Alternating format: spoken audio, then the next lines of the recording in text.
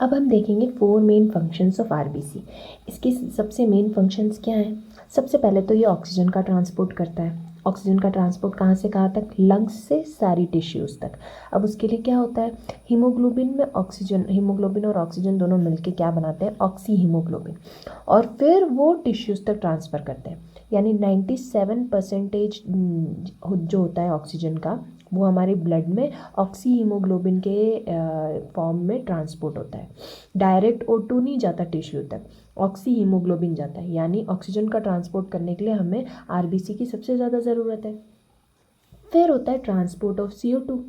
अब CO2 का transport कहाँ से? टिश्यूज से लेके लंग्स तक, तभी तो वो उसको वापस से ऑक्सीजनेट कर पाएगा ना। तो अब यहाँ पे क्या हो रहा है? हीमोग्लोबिन के साथ में CO2 मिलता है, जिसे आप कार्बोक्सी हीमोग्लोबिन या फिर कार्ब हीमोग्लोबिन भी बोल सकते हैं। अब इस फॉर्म में, कार्ब हीमोग्लोबिन वाले फॉर्म में सिर्फ 30% CO2 है ना, वो इस फॉर्म में ट्रांसपोर्ट होती है। टिश्यूज से लेके लंग्स तक सिर्फ 30% जो CO2 है वो इस फॉर्म में ट्रांसपोर्ट होती है। बाकी अब आरबीसी के अंदर एक एंजाइम होता है जिसको बोलते हैं कार्बोनिक अनहाइड्रेज। ये एंजाइम क्या करता है? जो बचा हुआ CO2 है उसको बाइकार्बोनेट यानी H2CO3 में चेंज कर देता है।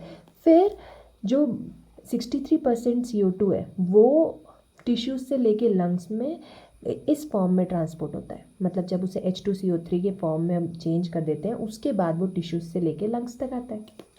अब देखते हैं और कौन सा फंक्शन है इसका। अब है बफरिंग एक्शन इन ब्लड।